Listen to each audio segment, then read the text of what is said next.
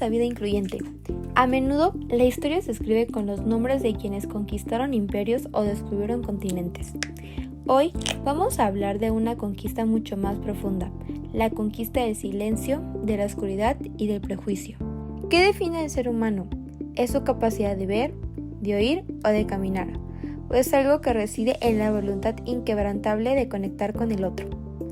En estos próximos minutos vamos a recorrer la vida de personas que no solo sobresalieron a pesar de su discapacidad, sino que utilizaron su condición como un lente para mostrarle al mundo una verdad que estábamos ignorando.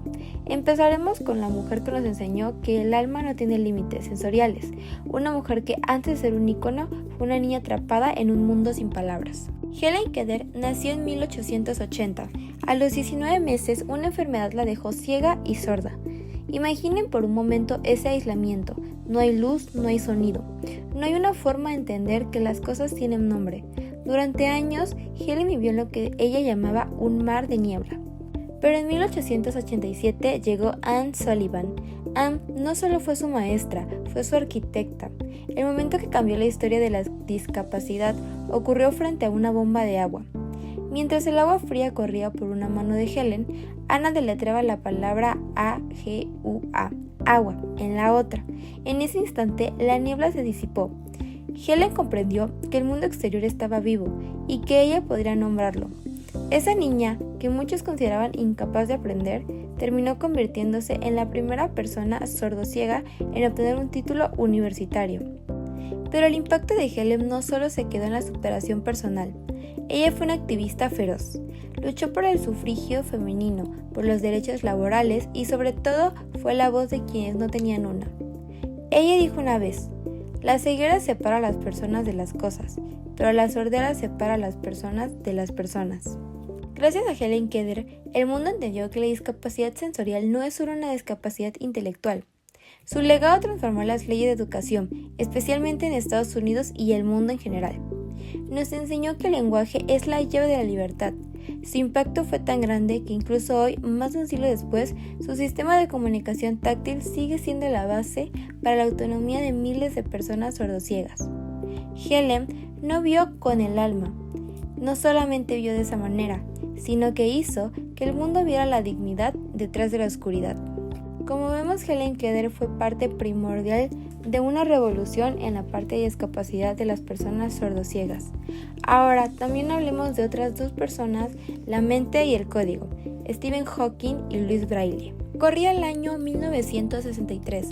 Un joven brillante, apasionado por las matemáticas y el remo, comenzó a notar que sus manos se volvían torpes y sus pies tropezaban sin razón. A los 21 años, Stephen Hawking recibió un diagnóstico devastador: esclerosis lateral amiotrófica o ELA. Los médicos fueron crueles en su pronóstico: te quedan 2 años de vida. Pero aquí es donde nos sorprende. Stephen Hawking no solo sobrevivió a esos 2 años, sino que vivió 55 más. A medida que su cuerpo se convirtió en una prisión de músculos inmóviles, su mente se expandía hacia los confines del universo. Su impacto en la accesibilidad fue accidental pero monumental. Cuando perdió la voz tras una neumonía en 1985, el mundo pensó que el genio se había silenciado. Fue entonces cuando la tecnología se convirtió en su prótesis vital, usando un sintetizador de voz que controlaba la primera con un interruptor en la mano, y años más tarde, con el movimiento de un solo músculo en su mejilla, gracias a un sensor infrarrojo. Hawking le pudo hablar a todo el mundo.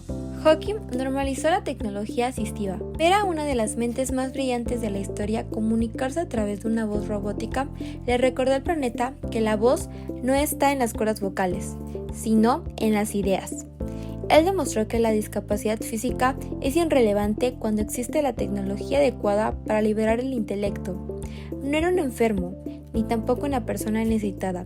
Era un explorador espacial confinado a una silla de ruedas que nos enseñó que, aunque no podamos movernos, todos podemos mirar hacia las estrellas. Ahora hablemos de Louis Braille. No nació con una discapacidad. A los 3 años, mientras jugaba en el taller de talavertía de su padre, un punzón se le resbaló y le hirió el ojo. La infección se extendió y a los 5 años Luis quedó totalmente ciego. En aquella época, ser ciego era sinónimo de no poder hacer nada, pero Luis tenía una mente inquieta.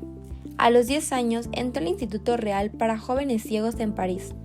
Allí, los libros eran gigantescos, pesados y apenas tenían unas cuantas letras en el relieve que eran lentísimas de leer. Chispa llegó cuando Luis conoció un sistema militar llamado escritura nocturna, diseñado por un capitán para que los soldados leyeran mensajes en la oscuridad sin encender las luces. Era complejo y difícil, y él, a sus solo 15 años, tomó ese concepto y lo simplificó hasta hacerlo perfecto. Redujo el sistema a una celda de solo 6 puntos, 6 puntos que podían combinarse para crear letras, números, signos de puntuación e incluso notas musicales. Su impacto fue como una revolución de libertad. Por primera vez en la historia, las personas ciegas no solo podían leer lo que otros escribían, sino que podían escribir sus propios pensamientos en privado. Estas historias nos hablan que la discapacidad no es un muro, es un camino diferente. Y como dijo Helen Keller, mantén tu rostro hacia la luz y no verás las sombras. Gracias por acompañarnos en este viaje por la historia de la excelencia humana. Suscríbete a Vida Incluyente para seguir celebrando las capacidades que realmente nos definen. De todas esas historias, ¿cuál es la que más te inspira a cambiar tu perspectiva el día de hoy? Ten en los comentarios.